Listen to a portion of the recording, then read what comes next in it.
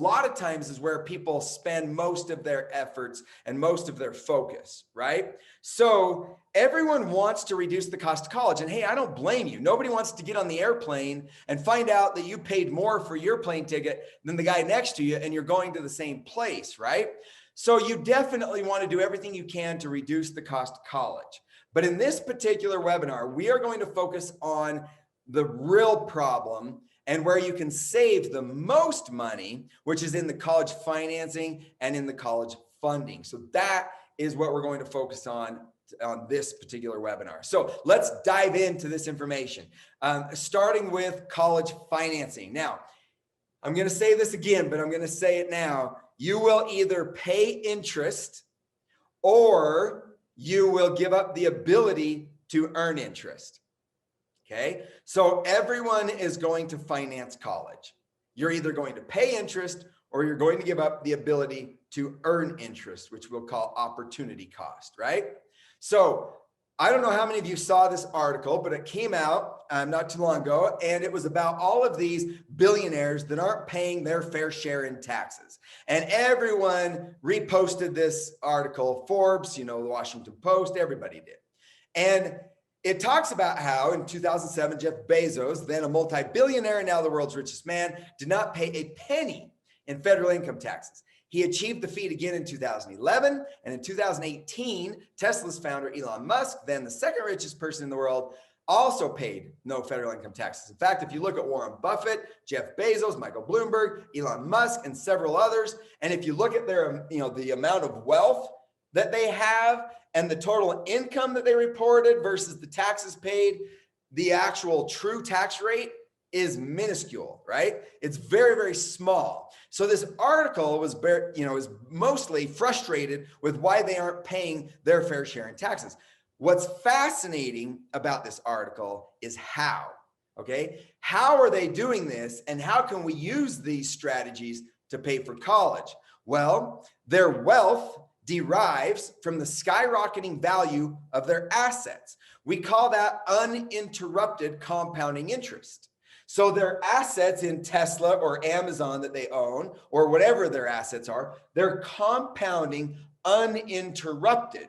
So those gains are not defined by the US tax laws as taxable income unless and until the billionaire sells those assets. So how do the mega billionaires pay their mega bills while opting for dollar salaries and hanging on to their stocks? Well, according to public documents and experts, the answer for some is borrowing money, lots of it. Now, why do I bring this up? Because we can learn a lot from this, right? And we can learn from what these billionaires are doing. First of all, their assets are growing uninterrupted. Second of all, they are using their assets as collateral. So if you take their assets over the years, those assets are going to grow in value, right? So in order to pay for stuff, whether it's college or whether it's their yachts or whatever their, lifestyle is, they're going to borrow that money using their assets as collateral, okay? So using loans to pay for college is not bad if used strategically, okay? So you finance every major expense, and we know that paying for college is obviously a major expense. It's like a mortgage, right? You either pay interest or you give up the ability to earn interest. In other words, you must consider the cost, and you also must consider the opportunity cost. It's like the goose that lays the golden eggs. We live out here on 6 acres. We have about 50 chickens, and every day there's about 3 to 4 dozen eggs out there, okay?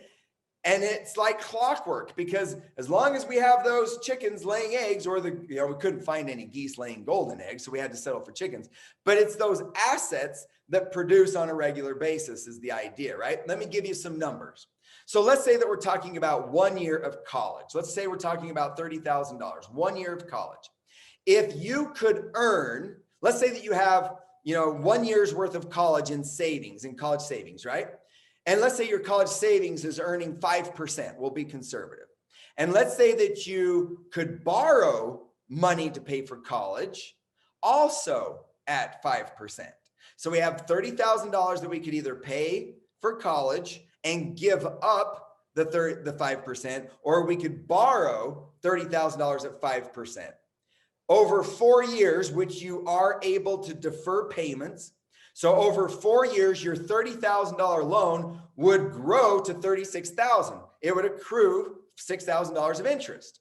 However, if you didn't take your cash and pay for college, or if you didn't take your savings and pay for college, right? That money could have earned $6,000 of interest. It's the exact same. So whether you could earn 5% of interest or whether it's going to cost you 5% in interest, the cost is the same. You either give up the interest or you pay interest, right? So imagine this. Just go with me on this. I want to make sure you're with me. So pull out your chat box here, right?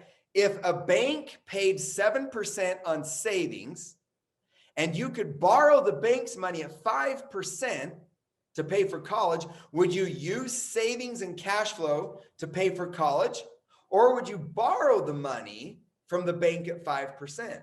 What do you think? Put it in the chat box. Do you think you would pay cash?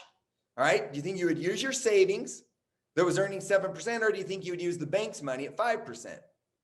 All right. Borrow at 5, borrow for sure. All right. Borrow. It looks like everyone agrees that you would borrow the money. Now, the problem is that the banks obviously don't pay 7% on savings, but I will show you still a way to do this. Okay. Now let's first talk about some college loan information, some college loan basics. Let's first talk about the student loans. I'm not talking about the loans for the parents or for the graduate students. These are just the students for an undergrad. Okay. The freshman year, the students can take out $5,500 in loans in their name. That's it. So for any of you parents that don't want to help your kids pay for college, unfortunately, they're not going to be able to borrow enough to pay for college on their own. They will only let these kids borrow $5,500, and no more than $3,500 of it can be in the subsidized loans, which we'll talk about in a second. The sophomore year, they can borrow $6,500, no more than $4,500 in the subsidized loans. And the junior and senior year, they can borrow $7,500, no more than $5,500 in the subsidized loans. That is a total of $27,000 that the student can get in their name for an undergrad. Okay. Now, the current interest rates are about 3.73. It might be different if you're watching a recording of this webinar in the future, but right now, the interest rates for this year are 3.73. Now that's pretty good for an unsecured loan, right? You're not putting up your house as collateral or a car as collateral, right? This is unsecured loans at 3.7%, and there's a small origination fee as well, but that's pretty reasonable. Now, what about these, what's the difference between Stafford loans as subsidized and unsubsidized? Also, by the way, these direct subsidized and direct unsubsidized loans are also referred to as Stafford loans.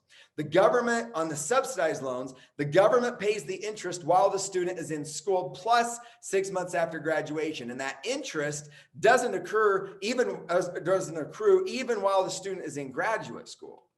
The payments can be deferred until 6 months after graduation.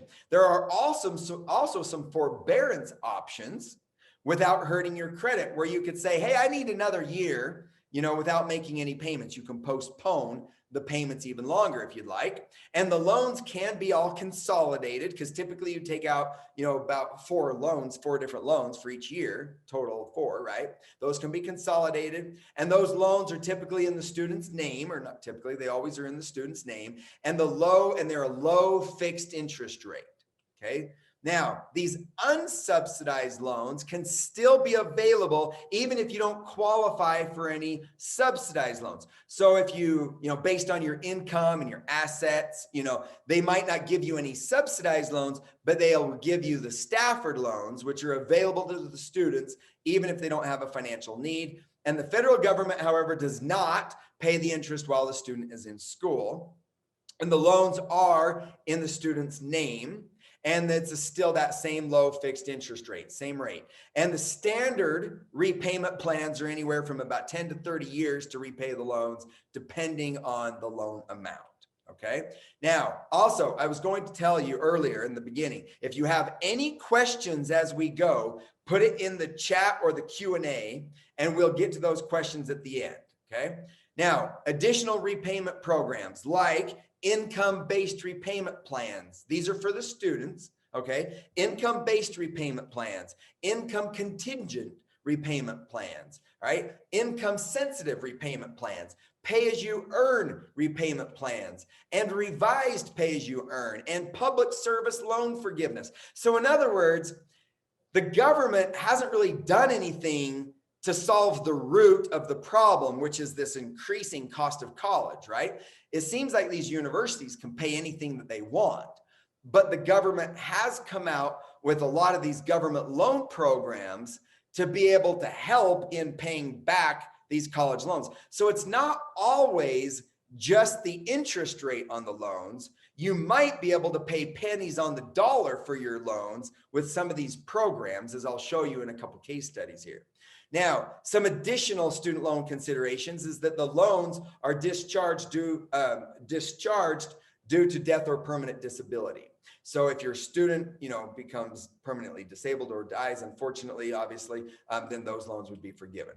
Now, what about these Grad Plus loans? These are for the kids that want to go to graduate school, get a master's, go to law school, medical school, become a, veterinarian, whatever the case may be, okay? These Grad Plus loans, you can actually borrow up to the amount of the cost of attendance, basically. In other words, you can borrow the full amount determined by the school, whatever the school says the cost of attendance is, the kids can borrow the full amount in their name. So although they are limited for the undergrad, they can borrow the full amount. That's why you see a lot of medical students, right? And a lot of dentists and, chiropractors and things like that. They come out with $200,000-$300,000 in student loans in their name, okay? Higher interest than the student loans, currently at 5.28%, but still not bad for unsecured loans, right? Those are still not bad interest rates. Now, let's talk about private student loans, okay? Here's the good. Higher borrowing limits. Okay, so the government loans, through the Stafford loans, the kids can only borrow $27,000. In this example, the private loans, the kids can borrow a lot more, okay, based on their cosigner typically, and the lower interest rates are for higher qualified borrowers. Kind of hard to beat some of those interest rates, but in some cases you might be able to get a lower interest rate on a private loan based on, if you're a high qualified borrower. However, the interest rates are variable, so you have to be careful. So from year to year, the interest rates are going to change, and you need to kind of know whether you're getting a fixed interest rate for the life of the loan, or if you're getting a loan that's going to be a variable rate. So you have to be kind of careful with that. Now, here's the bad. Higher interest rates for bad credit, whereas the government loans are a standardized interest rate for everybody. Limited payment plans. So you don't really have some of these, income-based repayment plans or anything like that. And they're ineligible for things like income-based repayment and public service loan forgiveness, things like that, right? And there's no federal subsidy, and there's no federal student loan protection like forbearance. So you can't, postpone payments for a year or three, okay? Now, also, during COVID, they put all of the payments on hold, and they also put the interest on the loans on hold. That's not going to happen with your private loans unless they choose to do it. But generally speaking, that is going to be a government type forbearance that you would qualify for here. And a cosigner is typically required. So for you parents that say, I don't want to take out any loans in my name, so we're going to go get private loans in the student's name, you're still going to need to be a cosigner on those loans, okay? So now let's talk about the direct parent plus loans or the direct plus loans, okay? These are the loans that are through the government in the parent's name, all right? These are a little bit higher interest rate, currently at 6.28, like I said, check the current rates, but 6.28 is not too bad based on the fact that these are unsecured loans. They're not using a house or a car as collateral or anything like that. Some other, considerations and some pros are Parent Plus loans are unsecured, like I said, and the interest is fixed. Okay. And it's the same interest for everyone. You borrow exactly the right amount. You literally go on, apply for the loans, and the government sends the money directly to the university. It's the slickest thing ever. When I did it for my daughter, the money went to the university within like 48 hours. It was crazy. I was approved within like 30 minutes. Super easy. Okay. Easy approval, deferment options. Okay. So you have the option to defer until 6 months after graduation, meaning that you are deferring the payments on the loans until 6 months after graduation. You also have the option to apply for forbearance, which allows you to defer the payments for 12 months, and you can do that up to 3 times per loan. Okay, then you can consolidate and do it again, which I'll get into in a minute. Now, here are some of the cons. They're typically a little bit higher interest rate, and there are some origination fees on these loans, but it kind of depends on your credit and everything else. These may be a lower interest rate. It just depends.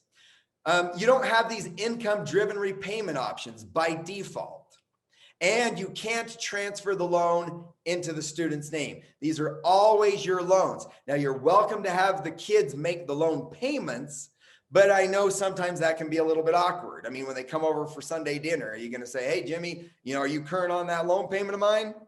Sometimes that's a little annoying for some parents and they don't like that, but these are sometimes your best options. Increases your debt to income ratio is obviously not, an ideal scenario there. Can't be discharged in bankruptcies. Okay. Now, let's look at some advanced college loan strategies, how to pay back pennies on the dollar for your college loans, okay?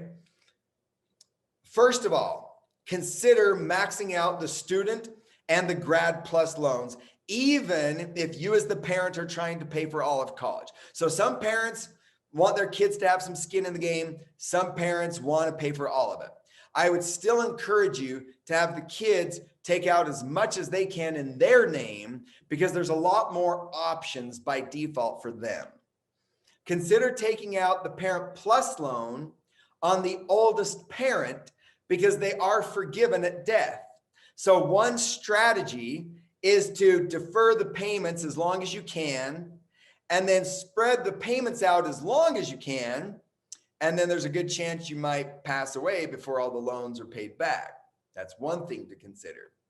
Now, the other thing to consider is taking out the Parent Plus loans on the lowest income parent. So if you're both making an equal amount of money, then take the loans out on the oldest one. If one of you as a parent makes a lot less than the other parent, then take out the loans on the parent that makes the least amount of income, in case you can qualify for some income-based repayment plans, which I'll explain how to do that. Okay.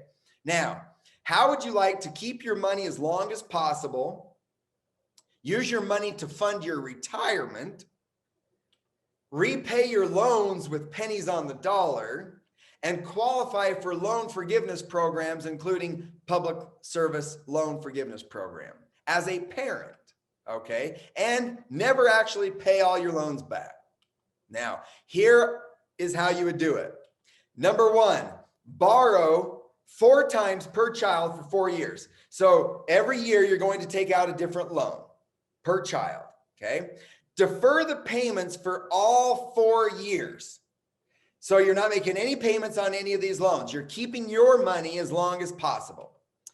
Elect the forbearance option, each loan 3 times, okay? Then consolidate the loans, okay, multiple loans into 2, and then consolidate those 2 into 1. And now all of a sudden, this is a little loophole, but now all of a sudden, you as the parent, by using the Parent Plus loans, you can what we call double consolidate. And all of a sudden now you qualify for income-based repayment, all right? And income, contingent repayment, public service loan forgiveness, all of these types of programs, okay? Pay as you earn, all of that. And now you can, pay back, end up paying back pennies on the dollar, and potentially have a lot of your loans actually forgiven. Let me give you an example. Okay, here is a case study I want to show you. This is Sal. Sal works for the DMV, age 55 with 2 kids. He's remarried, doesn't want his new wife to be saddled with all of his loan debt that he has. His income is only $60,000 a year, and he's borrowed $130,000 in the direct parent plus loans. Okay, the standard 10-year repayment plan is $1,400 a month. That's the default. $1,400 a month, but he can't afford $1,400 a month on these college loans and also save for retirement. Okay. If he did pay $1,400 a month for 10 years, that would be $173,000 to pay back $130,000 in loans because of all that interest, right? So what Sal is going to do is consolidate 8 loans into 2 and qualify for income contingent repayment. The new payment is going to be $709 per month, and he's going to consolidate the two other already consolidated loans into one loan, which is what we call double consolidation. Okay, and then he's going to file married, filing separately, and his new monthly payment is $282 for 20 years. That's $67,000 in loan payments, and then the rest are forgiven. Saves $1,100, almost $1,200 a month that he could use to invest for retirement.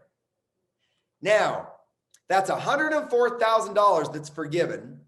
And if Sal opts for what we call public service loan forgiveness, since he works for the DMV, his payments would go to $232 for 10 years, or 120 consecutive payments to be more exact. Okay, $232 a month for 120 months, and then the rest is forgiven if he chose the public service loan forgiveness option. Isn't that crazy?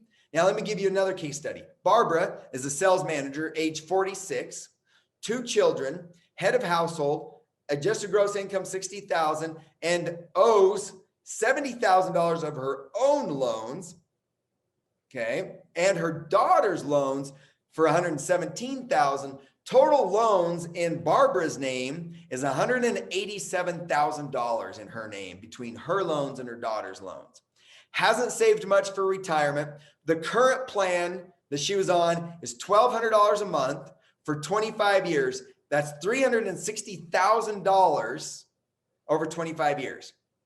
What do? Consolidate 12 loans into 2 consolidated loans, then double consolidate under the repay plan. The new payment for this client is $290 a month for 20 years, or in other words, $69,000. Saves $290,000 in loan payments and has $910 a month to invest for retirement. Okay. Is this making sense? Is everybody liking this? Is this good? Is this good information? Give me a thumbs up if this is helpful. All right. All right. Looks like we've got some thumbs up. Good. All right. Perfect. Excellent. All right. Now, I know this can be a little bit complicated, but for now, what I want you to think about is your college loan payment as a tax. Now, it kind of varies, but let's just call it about a 10% average. So your loan payment through some of these programs can end up being about 10% of your discretionary income. All right. So instead of being saddled with these huge college loan payments, it could be looked at more like a tax, which can be a lot more manageable. Okay. Now, I do want to say that this can be complicated, and that's why they created a certification called the Certified Student Loan Planner. Okay. It's like any other certification. You have to go through a lot of studying and education and become certified, pass a test and everything else to become a certified student loan planner. You're going to want to make sure that you work with a certified student loan planner, because this can be very complicated. And a lot of times you need assistance to make sure you're navigating it correctly. Now, also a word of caution. These are government programs, okay? Government programs can change, right? So the problem is that if the program changes in the future and you were only planning on paying $200 a month and you go and rack up 200 grand in college loan debt, that's not financially smart, okay? So you want to plan for the worst and you want to hope for the best, because a lot of this is going to come into play when the kids graduate based on what college loan programs are available at the time. Okay, so word of caution, plan for the worst, hope for the best, which brings me to your college funding plan. You need to go into paying for college with a plan, and you need to have some money available to pay for college or to pay back these college loans with. So even if you are even if you have a senior in high school right now with no money saved for college, you can still start one of these plans and be ready for those college loan payments. In other words, you can get about a 4 or 5 year head start. Okay. So how you pay for college is 10 times more important than how much you pay for college. Like I'm saying, I'm not saying that you shouldn't, try to maximize your financial aid and maximize the scholarships.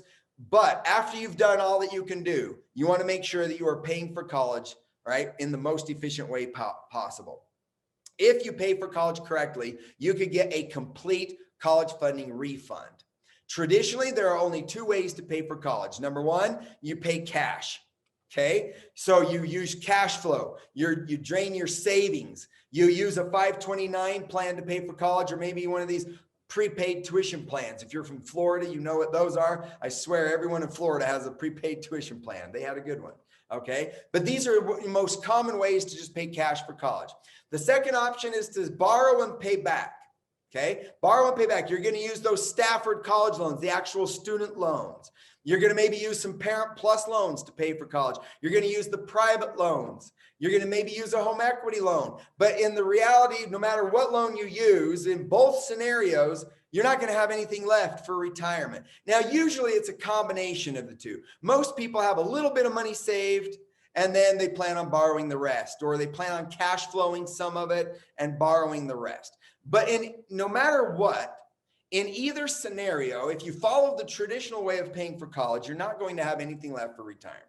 And that's the problem, okay? So paying for college and getting all of your money back in retirement is as simple as, as earning a positive spread on your money. Okay, let me say that again. Paying for college and getting all of your money back in retirement is as simple as earning a positive spread on your money. In other words, you need to earn a greater average return on your money over time and borrow other people's money at a lower rate. Okay? In other words, you want to leverage your money instead of spending it, just like the billionaires are doing with their stocks. They're leveraging their assets and borrowing against it. It's the same thing. Okay? This is true even if you have a high school senior and no money saved for college. It's also true if you have college students that you're trying to just, pay as you go, because we have some of these forbearance options where we can use these college loans and these forbearance options to push the payments down the road long enough for us to put a plan like this in place. Okay. So earlier we talked about how if you are going to pay cash for 1 year of college versus borrow 1 year of college, if they're both 5%, then it's the same, right? Now, let's take this concept and talk about it in a little bit more detail. If we spread that out over 30 years and we borrow the money and don't pay it back for 30 years at 5%, versus take our money that could have earned interest over the next 30 years, it's the same. Okay. We're either going to lose $104,000 of interest over 30 years, or we're going to pay $104,000 of interest over 30 years. Right. But what if we could earn 6% over 30 years and use that money as collateral to borrow at 5% over 30 years. Just a 1% positive spread. Think about it like two cars driving down the freeway going from California to New York. By the time they leave the neighborhood, if one car is going 50 miles an hour and the other car is going 60 miles an hour, there's not much of a difference by the time you leave the neighborhood. But by the time you go from California to New York, if one car is going 60 the whole time and the other car is going 50 the whole time, that's a massive difference over time. Okay. In fact, we're talking about $150,000 of interest that you could have earned versus paying $104,000 of interest. That is a difference of $46,000 over 30 years. That is a college funding refund, right? That's a refund. That's getting $46,000 back even after paying for college. Now, that was just 1 year of college. What about 4 years of college? Let's say that we borrow $120,000 versus try to finance ourselves, right? Instead of trying to pay cash or drain our savings or use our cash flow, what if we borrowed the entire cost of college and we started to use our money and save our money, right? With a 1% spread on $120,000, you're talking about $602,000 of interest versus $400,000 of interest. That's huge. That's a full college funding refund. Okay. That's a difference of $186,000. You only contributed $120,000 towards the plan, and now you could get $186,000 back after paying for college, right? Now, so what's the problem with 529 accounts? Well, you're driving down the road, you see this billboard, okay? And the billboard is advertising your state's 529 plan, right? So if your state is advertising the 529 plan, or if you see a commercial on TV, then clearly it must be the best thing to do, right? Well, here are 5 reasons you might want to consider not using a 529 plan. First of all, it counts as an asset on what we call your EFC calculation. Now, we haven't talked about that in this webinar, so you might be wondering, what is your EFC calculation? Well, when you fill out the financial aid forms in October of the senior year, it's going to calculate what we call an expected family contribution number. In other words, it's the number that they expect you to contribute based on your income and assets.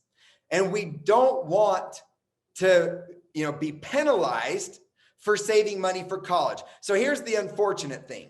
The unfortunate thing is that if your neighbor saved for college and you didn't save for college, your neighbor could be penalized and not qualify for as much financial aid because of the money they have in a 529 account. It's unfortunate, but that's the way it is. Now, some parents say, well, I'm just going to put it in my parents' name or grandparents' name or Uncle Eddie. Well, the problem is that now it's not considered an asset, but once they send the money to the university to pay for college, it's going to count as income for the student, which also hurts your EFC number. So it doesn't work, okay? Now, the third reason you don't want to use a 529 account is that it has to be used for qualified education expense. I had a client once that saved $400,000 into a 529 account, but had no money saved for retirement. His logic was that college was going to come first, retirement was going to come second, so he was going to save for college first. Unfortunately, he lost his job and they had several financial setbacks, and they reached out to me, and they had all of their money in 529 accounts. So the only way to get to it was through taking the penalties and paying the taxes and things like that. So it's unfortunate, but that happens all the time. So many families have had to drain the kids college savings in a pickle when they have a financial setback or they lose a job or whatever the case may be. Okay, and there's hey, life throws everyone a curveball. Nobody's exempt from it, okay? Can't be used for a non-traditional education is the fourth reason. This is one of the biggest ones, and here's why. If any of you have younger kids, I don't think you're going to recognize the higher education as we know it today in 10 years from now. The reason is because the cost of college has gone like this and the average income is about like this.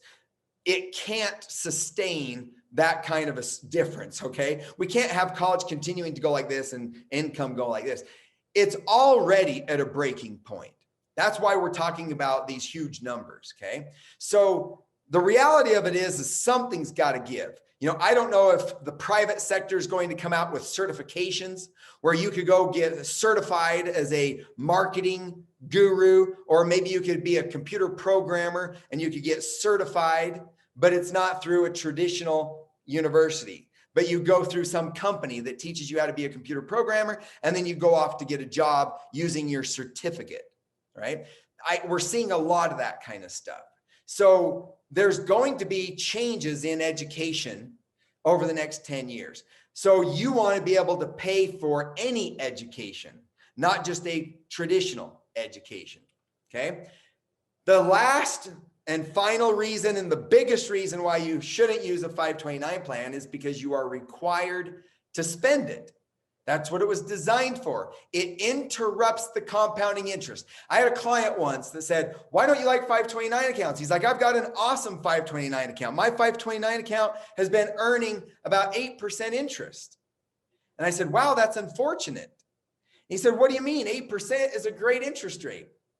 And I said, yeah, but you could borrow money to pay for college for less than 8%. So now you're going to be spending your 529 account to pay for college that could have been earning 8%. There's a lost opportunity cost, right? So even though you don't think you're paying interest, you are losing the interest that you could have earned where you could have borrowed it at a lower rate. Okay, something to consider. So what is the new way to save and pay for college if you're not going to use a 529 account? Well, it looks like this. Okay, you're going to use your money. You're going to have your money grow. And I don't care if you're starting from scratch. I don't care if you have a college student already. We're going to start growing our money, and we're going to use our money as collateral to borrow at a lower rate. Okay, there are 3 steps to this. Number 1, uninterrupted compounding interest. We learned this from the billionaires. That's what the billionaires are doing. They have their assets compounding uninterrupted. Do you think, Elon Musk is going to sell his Tesla stock when he could get money from a financial institution for less than what his stock is earning? No. We want uninterrupted compounding interest. Number 2, we want to borrow money at a lower rate. And number 3, we want to earn that positive spread. Remember, it's like 2 cars driving across the country, okay? So what are we looking for in an ideal retirement scholarship strategy account, okay? There are characteristics and benefits that you're going to want to look for when creating the ideal college funding plan. First of all, you want your money to grow tax deferred. So that means that you're not paying capital gains every year. Because if you pay capital gains tax, that money that is going to a tax is not compounding interest. You want to access your money tax-free. You want to deduct the money that is going into the account off your taxes. You want a competitive rate of return. You want low fees. You want high contribution limits. For example, like a Roth IRA, there's a limit on how much you can put in every year. You want to be able to put in as much as you want. All right. You don't want it to increase your EFC number. So if you're saving money for college, you don't want to be penalized, right? You want to be able to have collateral opportunities. What does that mean? It means you want to be able to use your account as collateral to borrow against. You want to be able to have guaranteed loan options. You don't want to have to qualify, right? You don't want to fill out an application, have you run your credit. You want guaranteed loan options. You want unstructured loan payments. How would you like to be able to borrow money to pay for college and not have a loan payment? You could pay it back if you wanted to, or you don't have to. It's an unstructured loan payment. You would obviously want liquidity, use, and control of your money along the way. What happens if you have an emergency between now and college, or while your kids are in college? You would obviously want access to your money without a penalty, right? You would probably want your money to be safe from lawsuits, creditors, bankruptcies, okay? My guess is if you're creating your wish list of ideal characteristics and benefits, you would probably not want your money to lose when the market crashes. So we call it no market losses, right? And any other additional benefits that might be available. So you have three options that I'm going to talk about. Number one, we have the stock market option using margin loans. This is what a lot of the billionaires are doing, or in other words, it's one of the options that a lot of the billionaires are doing. If you have a stock portfolio with a brokerage firm like Fidelity or Charles Schwab or somebody like that, you can actually use your stock portfolio as collateral to take out what we call a margin loan.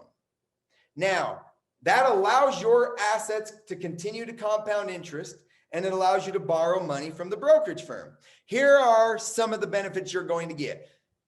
You're going to get tax-deferred growth if you don't sell your stocks. Generally speaking, a taxable brokerage account does not grow tax-deferred. But if you're allowing that money to grow, and you're not selling the stock, you could call it tax-deferred growth.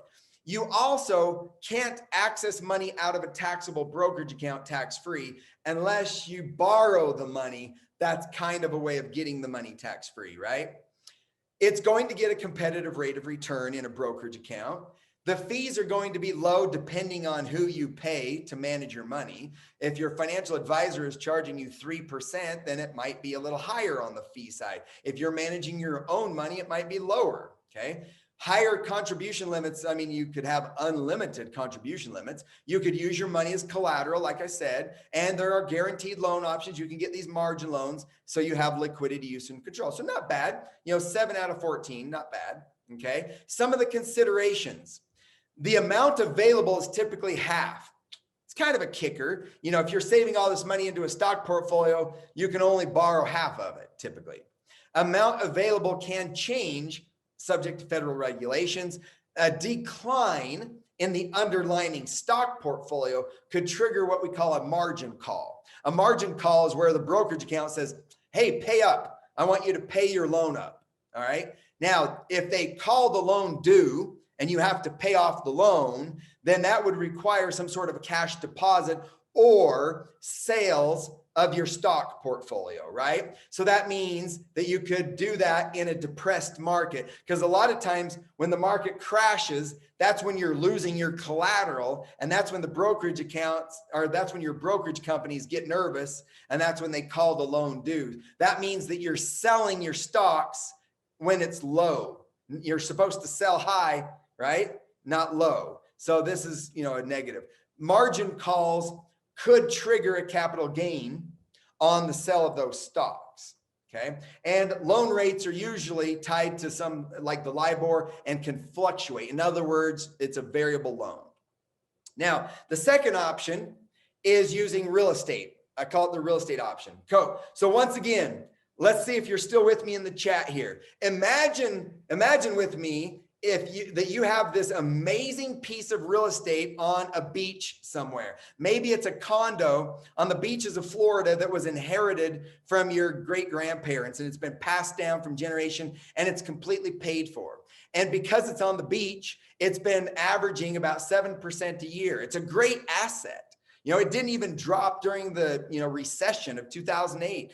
This asset is pretty steady at 7%. But now you've got to pay for college and you don't want to borrow any money. So should you sell this house so that you could pay cash for college? Because remember, that's the noble thing to do, right? No, maybe not, right? Or should you borrow the money from the bank and leave this asset compounding? Take out a home equity line of credit, for example. What do you think? Borrow from the bank? Or do you think you should sell your house? What do you think? Put it in the chat box. Once again, don't sell, borrow. Okay. Borrow from the bank. Obvious. Borrow. Okay. I'm glad you're still with me. Okay. Is this making sense? Okay. Awesome. This is kind of a visual. Here you have this asset that is growing in value over time, and you are using it as collateral to borrow against. Okay, make sense? Now, what are some of the benefits? Once again, it grows tax deferred as long as you're not selling it. Sometimes there could be capital gains depending on when you sell your real estate. You have access to it tax-free if you take out the loans. Okay, so there are some scenarios there. If you get like a mortgage, a second mortgage, or a cash out refinance, there might be some hefty fees. But if you take out just a home equity line of credit, the fees might not be as high. High contribution limits, you could go buy you a condo that's worth $1 million if you wanted to. And then you could use that as collateral. So 5 out of the 14, not bad, right? 5 out of the 14. Okay. Now let's look at some of the considerations of a home equity line of credit, because you could do a cash out refinance, you could do a second mortgage, or you could do a home equity line of credit, which is what we would recommend. The home equity line of credit must be granted by the bank, by the banks, and are conditional upon credit worthiness and bank liquidity. The home equity line of credits may be revoked at any time at the discretion of the bank if no loans are outstanding. So we saw that in 2008, where the banks just took away people's line of credits because they were worried about the house going down in value and not being worth enough to have collateral to cover that line of credit. Most home equity line of credits have call provisions, just like a margin call. The bank could say, it's in the fine print, all right, and it doesn't happen very often, but they could say that they want you to pay the loan up, okay? Given the fluctuation of housing valuations, the amount of equity available for some borrowers could be insufficient for their needs. So let's say that you were planning on using a home equity line of credit to pay for your kids' college in 10 years from now. And then 10 years from now, the market drops and the value of the house is half. Now you might not be able to borrow enough to pay for college. So obviously some downsides there. Now, the home equity line of credits generally have caps on the amount of available credit. So that's the other thing to consider. Okay. Now, the third option is called the insurance savings account and insurance loans option. Now, it looks like this. Okay. Your money is going to be in what we call this insurance savings account, and you're going to be borrowing money from the insurance company. Now, this is not whole life insurance, and this is not term insurance. Now, for some of you who are concerned about using life insurance as an investment, there was this post on one of the Facebook groups that I'm in where this person said, is anyone investing in life insurance? If so, which one is best to maximize monies? Well, this poor person just got, plummeted with all these responses, buy term and invest the difference, selling it makes you the most money, and only term until the kids are on their own, or I would only consider term insurance, or life insurance is not an investment. You're going to hear that over and over and over. And this is what most people think when they think about using insurance. However, this is very, very different than what you're used to, or what you've heard of, or what you've maybe experienced in the past. In fact, Tony Robbins, when he wrote his book called Money Master the Game, he went around and interviewed 50 of the brightest minds in the world when it comes to money. And his book is quite thick, by the way, talks about what he learned from interviewing all these bright minds. In chapter 5, he talks about secrets of the ultra wealthy, like the billionaires that we were talking about earlier, that you can use as well. In fact, he talks about how there was a mystery billionaire that buys a record-breaking $201 million in life insurance. Why in the world would a billionaire buy life insurance? Wouldn't his kids be just fine if he passed away prematurely? Or was the media missing the point? Okay, believe it or not, the ultra wealthy do indeed buy astronomical amounts of life insurance. But it's not even the billionaires that buy the most, okay? The people who buy the most are the large corporations like Walmart and Wells Fargo. In fact, Wells Fargo's balance sheet showed $18 billion of its tier 1 capital in life insurance cash value as of 2014, okay? Now, He goes on to say that I was introduced to this tool by two of the wealthiest individuals I know. You could also go to bankdirector.com and search for what is bank-owned life insurance, or they also refer to it as BOLI. So if the large corporations and if these billionaires are using life insurance, then how could we use it to pay for college? Because it's very confusing. Everyone is saying that life insurance is a bad investment, but yet these large corporations and these banks are using it. What is the difference? Well, first of all, let's talk about the benefits, and then I'm going to show you the right way and the wrong way to do this, okay? So you get tax deferred growth on life insurance. That's why the billionaires are doing it. That's why they're calling it the rich person's Roth IRA. You get tax-free access to the money in life insurance because you use a couple of different loan options, which are tax-free. It does not allow you to deduct your contributions. That's the only one that it doesn't allow you to do. It gives you a competitive return. We have clients that have gotten up to 20% returns. I think 21.25% is the highest I've seen with my clients, okay? So that's a pretty competitive return. 20% returns in a life insurance product, pretty cool, huh?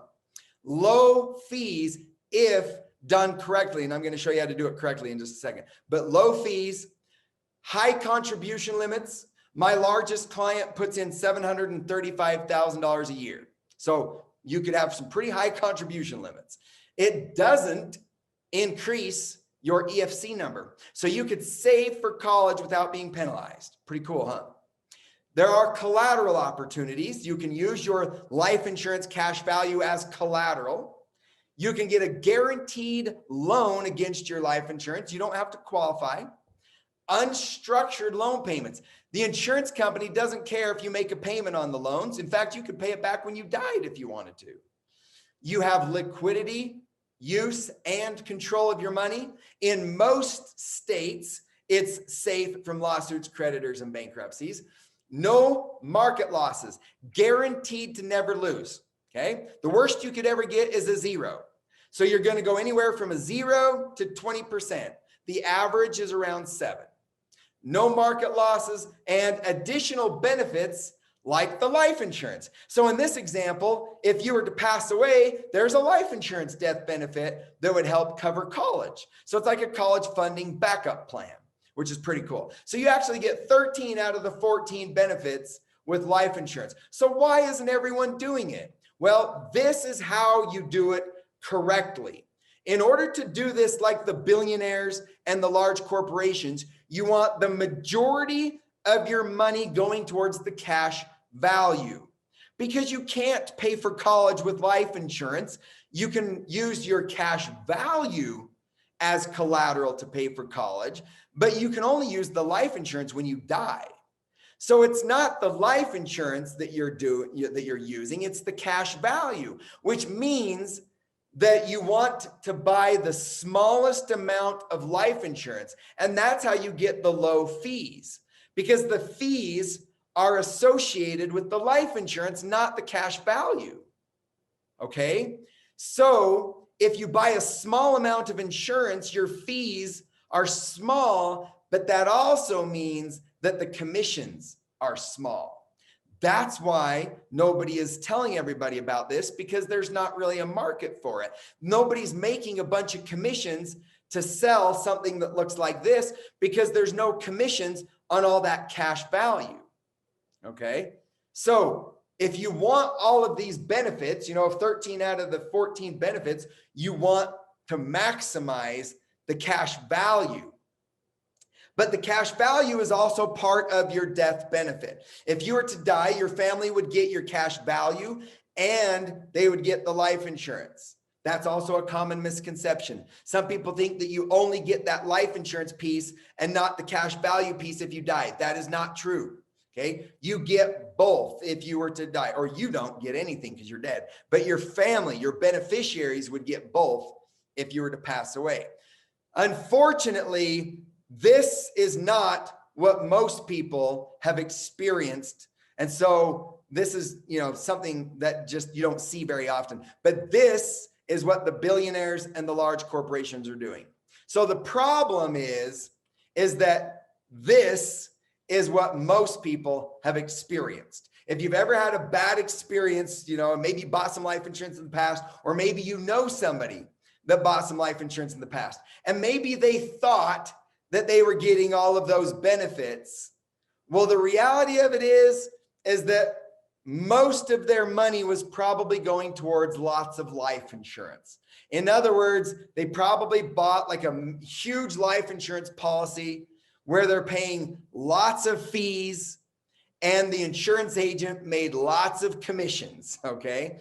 Now, if you were to die the next day, this is going to be better because your cash value takes time to build up. So if you bought one of these policies and died the next day, this is going to be better from a death benefit standpoint, but not long-term if your goal is to build up all of this cash value to use while you're alive, okay? So if you want low fees, you need to buy a small amount of life insurance. Now, you're still going to get all of the benefits, but you're going to get all of the benefits on this much money, okay? You're not going to get the benefits on very much money. So most of your money is going to go towards paying for lots of life insurance and paying high fees, and it's going to pay lots of commissions. That's just the reality. That's how it works, okay? Is this making sense? Okay? Does this make sense on the right way and the wrong way? Because it can be very confusing. Some people jump off this webinar and go on to Google and start, searching for life insurance as an investment, and they get all this conflicting information. And that's because this is what most people have experience with. But the billionaires and the large corporations, this is what they are doing. And this is the correct way to do it. Okay? All right. So now that we know the correct way to do it, let's learn how we can use this to pay for college and get all of your money back. So here we have your cash value. Okay. You're going to build up your cash value $100 a month, $1,000 a month, 700,000 a year, whatever you can afford. You're going to start building up your cash value just like any other savings vehicle. Okay. Then you're going to use the cash value as collateral, and you're going to borrow the money from the insurance company to pay for college. They're going to give you an interest-only loan with non-structured payments. That means that you don't have to make a payment on these loans. You could just let these life insurance grow over time at 5%, and your money could grow at maybe 7%. Okay. You don't even have to use this just for college. You could use this for, a wedding. I've got 4 girls, right? I've got 4 girls. I can use this for a wedding. I can use this to buy a car. But, if you could go get a car loan for 1 or 2%, that might make more sense. But sometimes, interest rates are not always low. Sometimes interest rates are high. So maybe borrowing money from the insurance company makes the most sense. It just depends, right? Okay. Now, here are the 2 steps. Start saving into the insurance savings account, which is also known as cash value, and then pay for college using the insurance loans. So here's your visual. Okay, this is the visual. The green represents your insurance company savings account, also known as the cash value. It's going to average around 7% typically. Okay, so it's going to grow at 7%, guaranteed to never lose, right? An average of 7. And then you're going to borrow money from the insurance company to pay for college for 4 years, or for 8 years, or for all 5 of your kids. In fact, I talked to a client earlier today that has 8 kids. You could use this for 8 kids, okay? Then you don't have to pay back those insurance loans. They're just going to accrue at 5%. But remember, you're either going to pay interest or you're going to give up the ability to earn interest. So is it okay if your loans accrue at 5% as long as you're earning 7% on average? Sure, absolutely.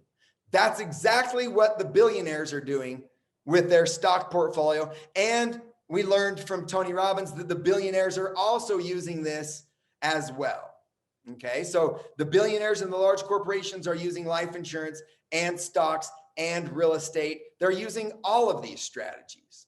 Okay, this one just happens to have, the least amount of variables. So this one works the best. Okay, now what if I have a high school student or even a college student and don't have one of these insurance company savings accounts built up, right? Well, then you have 3 steps. Remember how we talked about the college loans earlier? We're going to use the college loans now. So we're going to start saving money into this savings vehicle, into this insurance company savings vehicle. And then we are going to use the college loans to pay for college. Now, you might want to use the college loans anyway. Even if you have young kids and you start saving now, you still may want to consider those college loans in the future because of what we learned earlier, right? Those college loans, remember, you can defer the payments until graduation, right? 6 months after graduation even. And you can even file for a forbearance option where you defer the payments 12 months after graduation. And you can even do that a few times. So even if you have a senior in college getting ready to graduate, we could still use this plan. Or even if you have kids that have already graduated college and you're paying those really high college loan payments, we could use these forbearance options to postpone those college loan payments while you build up one of these plans. Okay, so let me reiterate the fact that it is not too late to start one of these plans, whether you have young kids, high school students, or kids that have already graduated college. We can still work with you in all 3 scenarios. It's never too late.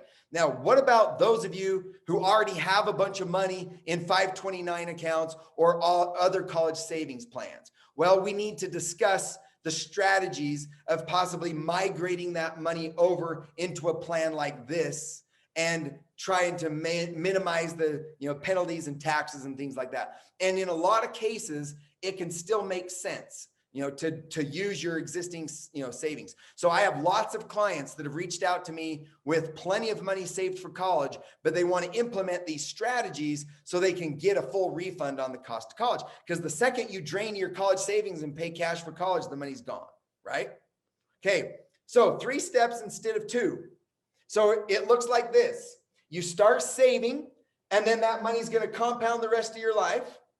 Then you're going to take out college loans to pay for college.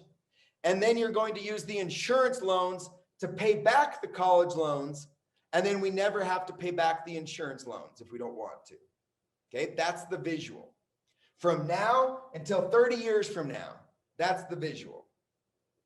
Now, what if you're, in your 70s and you're talking about your grandkids here? Well, then we could put the insurance on you.